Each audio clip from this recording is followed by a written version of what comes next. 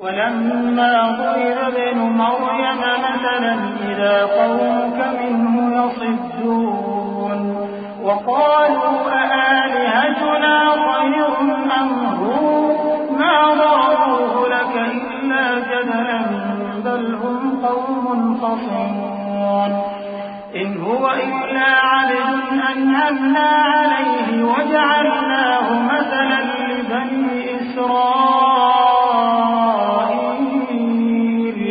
ولو نشاء لجعلنا منكم ملائكة في الأرض يخلقون وإنه لعلم للساعة فلا تمترن بها واتبعون هذا صراط مستقيم۔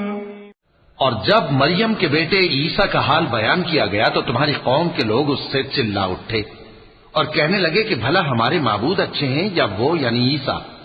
انہوں نے جو ان عیسیٰ کی مثال تم سے بیان کی ہے تو صرف جھگڑنے کو، حقیقت یہ ہے کہ یہ لوگ ہیں ہی جھگڑالو۔ وہ تو ہمارے ایسے بندے تھے جن پر ہم نے فضل کیا اور بنی اسرائیل کے لیے ان کو اپنی قدرت کا نمونہ بنا دیا، اور اگر ہم چاہتے تو تم میں سے فرشتے بنا دیتے جو تمہاری جگہ زمین میں رہتے، اور وہ یعنی عیسیٰ قیامت کی نشانی ہے۔ تو کہہ دو کہ لوگوں اس میں شک نہ کرو اور میرے پیچھے چلو، یہی سیدھا رستہ ہے۔ ولا يصدنكم الشيطان إنه لكم عدو مبين ولما جاء عيسى بالبينات قال قد جئتكم بالحكمة ولأبين لكم بعض الذي تختلفون فيه فاتقوا الله وأطيعون إن الله هو ربي وربكم فاعبدوه هذا صراط مستقيم۔ فاختلف الأحزاب من بينهم فويل للذين ظلموا من عذاب يوم أليم هل ينظرون إلا الساعة أن تأتيهم بغتة وهم لا يشعرون۔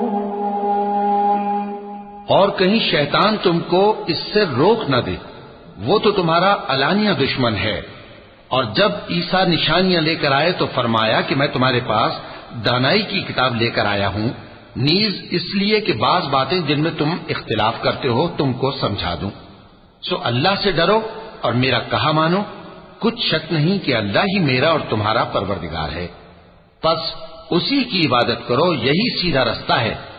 پھر کتنے فرقے ان میں سے الگ الگ ہو گئے، سو جو لوگ ظالم ہیں ان کے لیے درد دینے والے دن کے عذاب سے خرابی ہے۔